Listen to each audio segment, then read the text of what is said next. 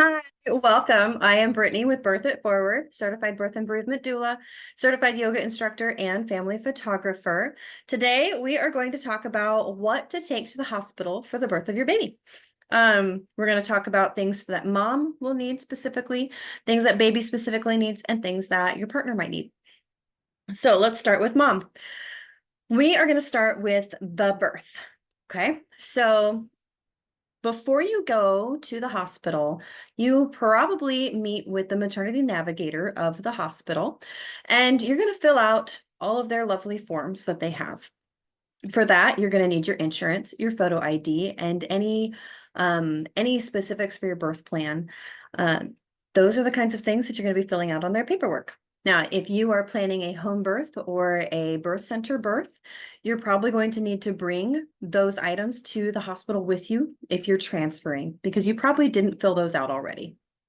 So make sure you have those in a special place that your partner's holding onto them for you, or they're in your birth bag. It's always nice to have those, even if you already filled out the paperwork, just in case you might need them. Just having that information ready at hand can make a difference on how quickly you get through filling out whatever other paperwork they have. So some other things that are specific for you for the birth. Maybe you want to birth in your own clothing. I recommend getting something that's one of those birthing gowns. You can find them on Etsy or Amazon. They often come with a robe, but sometimes they may not come with a robe, so you might want to get a robe to go with the birth gown. You're always welcome to use the hospital robe. Well, they don't really have a robe, but the hospital gown. If you get cold, you're going to want some kind of robe or cardigan, a sweater to go over it so that you don't get too cold. Just know that whatever you wear for your birth, it's going to get messy and you'll need to wash it, and you'll have to bring a separate item for your postpartum time when you're in mother and baby if you want to wear a robe similar to it. So for the birth, I would also bring a nursing top and or a nursing bra, something that preferably for the birth, I would normally do a bra. That way, if you have any leakage happening, your nursing tank top isn't going to get dirty. What I wore was a nursing bra with my own gown, and then I switched to the hospital gown about halfway through after my water broke so that my gown wouldn't get all gross and I could wear it later if I wanted to. And then I had a robe that I could wear over the top of it if I got cold. And I brought a sweater to go with it too, because it was a thinner robe. It was a thin cotton knit robe. And they're just, they keep your warmth in, but they're not super warm. So it was perfect for me. So that's kind of along the lines of what I would recommend. That's what a lot of my clients wear as birth clients as well. On your feet, you're going to want slippers, non-slip socks, and or flip-flops. I have a thing about being in public spaces without something on my feet. My feet get really tender too, and they get cold. So I like having socks and or slippers. I usually wear socks with my slippers, and my socks are also the yoga socks that are non-slip socks. You will see me wearing those most of the time in my yoga videos for you guys. And then when I go into a space in the bathroom or for shower time, I wear flip-flops. That helps with keeping you from slipping in the water. And it also helps keep your feet from touching any germies. Granted, the hospitals do use heavy duty cleaners. There shouldn't be anything in there to transfer to your feet, but it's a thing. It's a thing I have. So I always bring some flip-flops if I know I'm going to be using a public space for showering of any kind. And then you might want to bring a breast pump. Breast pumps can help with in boosting your oxytocin output, and they can also be used to augment your labor in that fashion. Unless you're using Pitocin, or if you're on Cervidil or a Cytotec or something, then you might not want to use that breast pump. The hospitals do have a breast pump, so you can always ask for one of theirs if you don't have one, or if you prefer not to bring yours. Maybe you want to do some aromatherapy, so bring a diffuser. I also like to bring cotton balls that you can put the drops of the essential oils on. That way you can throw it away if it starts to bother you. But you can bring a diffuser, your favorite essential oils. Some of my favorites for birth are clary sage, lavender, sweet orange, and I like can't think of not garlic. Yeah, I kind of want garlic. Ginger. Ginger's a great one. And peppermint. Those are my 6 go-to oils for labor and for managing both some contractions, helping boost those contractions, and managing nausea. So you might also want a wireless speaker or headphones. If you're the kind of person who wants it through the room, like me, or you might want it just directly for yourself so you can zone out and not have anything else bothering you. Headphones are good to help you really internalize and get clear-headed. If you don't have a doula, some great items for comfort measures that you can have your partner use for you or that you can use on yourself. A massage ball. Your hands get a little tired if you're just doing hand massage. You might want some massage lotion if someone is doing a hand massage on you and they're going down to skin. Your skin tends to stick, especially when you're in labor. So massage oil just helps it slip and slide and does great. Some lotion that way. Maybe you want a TENS unit. Take a look at one of our videos in the past with TENS unit information. You can check that out. And then a comb. So a comb is good for pressure points in your hand, and it actually is a great way to A, distract, and B, activate those pressure points to help relieve your feelings of pain throughout labor. So something that you've already measured and feels good in your hand is something good to bring. Some other items that you're going to want: a cell phone and the charger to go with it. Make sure you have the power box. Hospitals don't offer those, so make sure you have one. And then some other items that can help you through your labor: some sugar-free hard candy. You're probably like, why do I need candy if I'm in labor? Well, our mouths get dry, and candy can help bring back some of that moisture back into your mouth. And it just also gives you something to focus on and distract you with. Some non-perishable snacks like granola bars, protein bars, dried fruits, nuts, crackers, chips if you need to, peanut butter. Preferably these items should have high protein content and really help give you more of a lasting boost of energy rather than something that's just gonna like disintegrate quickly. Well, that's not the right word, but I can't think of the word anyway right now. But anyway, you want a few snacks. Hospitals don't tend to like you to eat during labor, but labor is a very physical activity, and it does require a lot of energy, and you can't have energy if you don't feed your body. So bring something that's going to feed your body. Bring a protein drink. One of my favorites is a smoothie drink. You can bring some protein powder to put in your water, and that will help give you some energy and boost you up. So some items for after birth. I would bring a couple more pairs of non-skid socks. You've got your flip-flops for the shower already. You've got your slippers that you wore.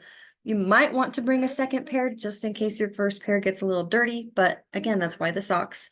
Most hospitals do offer some non-skid socks for your birth section. So you might want to wear theirs until you get past the dirty part. You've got a robe and a sweater that we talked about.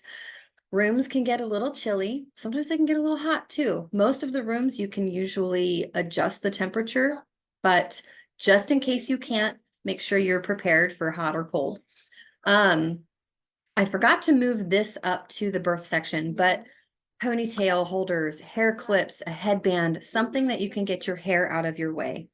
Especially if you're someone where having your hair down in your face really bothers you. Make sure you are able to pull it back and get it out of the way. Maybe you braid it or something, but you're going to want another nursing bra or two and another nursing tank or two. So when you first start to lactate, you might find that you leak, and then what are you going to do? You want to have a replacement item for that leakage. So there we go. Bring some extra tops. You can bring really comfortable clothes lightweight clothes. These can both work as in the hospital clothes and going home clothes. You don't need a whole lot of stuff when you're in the hospital. Honestly, you're not moving around. We're not going to be changing your clothes a lot. Obviously, obviously you would say, I'm going to change my underwear every day. You don't need underwear. You just had a baby. You're going to be bleeding. You're going to be wearing the hospital's underwear shorts with the pad liner and probably a nice little ice pack. And you're going to wear those home, and you're probably going to wear those for the next week or two. Those little shorts are great, or adult depends. They work fantastically. They're wonderful. So you don't need underwear, but you do need something to wear throughout the day. So a nursing tank top is great because it still covers your stomach and it allows you to feed your baby without being uncovered totally.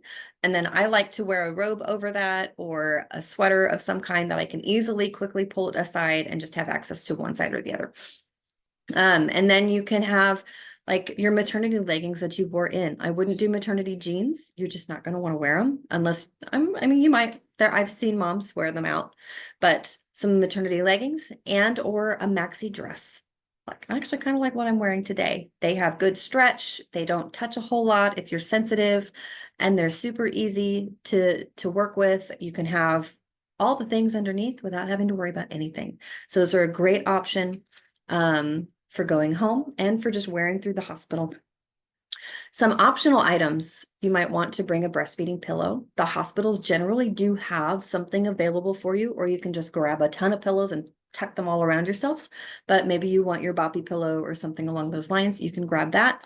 You might want a mommy and me matching set, something fun and cute to wear that matches your baby. And another optional item, some entertainment things, maybe a book, a computer, tablet, maybe a game system, something that's just going to be entertaining for you. Of course, there are TVs there. And the main thing you're going to be doing is feeding your baby, sleeping with your baby. Maybe you're going to be sleeping, but especially with my last, the more babies you have, the easier it gets, I feel. Although, I mean, there's sometimes it can be tough too, don't get me wrong, but you might find that you have some downtime and you're like, well, what do I do with myself? I don't want to just sit here and stare at the wall. So you might want to bring something to do during those times. All right, some things to bring for baby. You don't need much. The hospital has diapers and wipes, and they're going to put a little shirt on baby. They're going to give you a swaddle. Most of them have a sleep sack type of swaddle. You can bring a sleep sack swaddle. You can bring a swaddle blanket. You can bring a onesie and a footed onesie. They're going to need something to go home in. Keep in mind of the weather. Babies should be wearing one step more than what you're wearing, since their body heat tends to release. So if you're wearing a maxi dress, then a footed onesie is perfect, or a gown is perfect. But a onesie is great, and then you can have the onesie on the baby in the sleep sack. You're good to go. You might want, well, not might, you need a car seat for baby to go home in. Preferably have it already hooked into your car, but if it's not hooked into your car, that's okay. They will help you hook it into your car most of the time. And then a blanket for baby. Nothing super fancy. You can do one of the name blankets. Something optional would be like a name sign or another cute little keepsake that you can do pictures with if you're doing pictures from the hospital or having a photographer come in. So a hospital bag checklist for your partner. The basics. They don't need a whole lot either, really. They need their cell phone and the charger with the charger block, a change of clothes or two, make sure they have underwear, some non-slip socks and some slippers or something. Maybe they want to take a shower there, so have them bring their sandals. They're going to pack their own bag. You're not going to have to pack their bag, but just so you have an idea of what they need to. Your basic toiletries, just like you need some basic toiletries, your toothbrush, deodorant, face wash, shampoo, conditioner, contact lens, solutions, your extra eyeglasses, your lip balm. Those are the kinds of things that you need. I just realized I didn't go over the toiletry items list with the after birth section, but we're going to go through it again right now. It's the same stuff that dad needs or mom needs, second mom needs. partner needs, whomever your support person is, it's the same stuff. You need your glasses. If you wear glasses and or contacts, you need a spare set of contacts just in case something happens. Similar to if you're packing for a trip. Okay, think of it that way. We're packing for an out of town trip. I don't have my normal stuff. What do I need with me on my everyday list of things to do? Do you want your makeup? Do you think you'll have time to do your hair and makeup? Do you think you'll have the energy to do your hair and makeup? You don't need it. It is totally optional. If you're planning on doing hospital photos, you don't have to do photos with the baby. The baby can be photos by themselves, so you don't need to do any hair and makeup at all. But you do need a hairbrush or comb or pick to go through your hair so that it's not all tangled. Toothbrush, toothpaste, deodorant, face wash, shampoo, conditioner, any lotions that you prefer, and then your contact supplies. Last item that you're going to need, and this is for everyone, especially baby, nail clippers and a nail file. Babies are born with really long nails. I don't know why, but they grow really long, and a lot of babies end up scratching themselves in the face. So having nail clippers is really helpful to minimize those face scratches. You can also grab those hand mittens, maybe some socks for baby.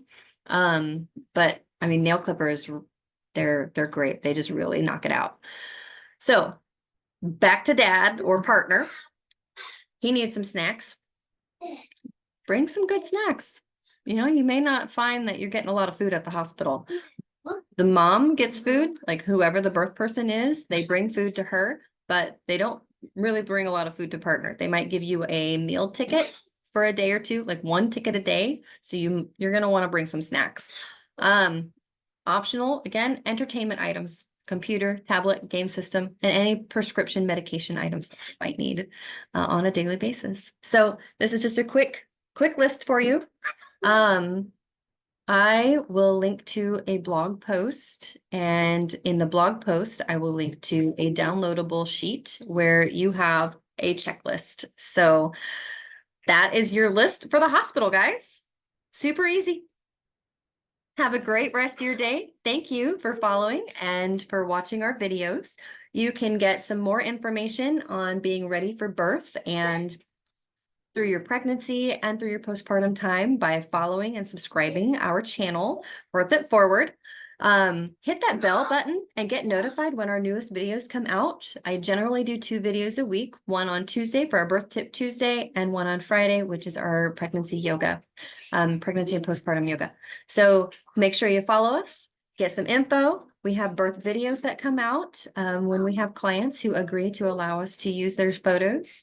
I will make a slideshow, a video of some kind with birth related information, and you get to watch it. So follow us for more info and tips and tricks.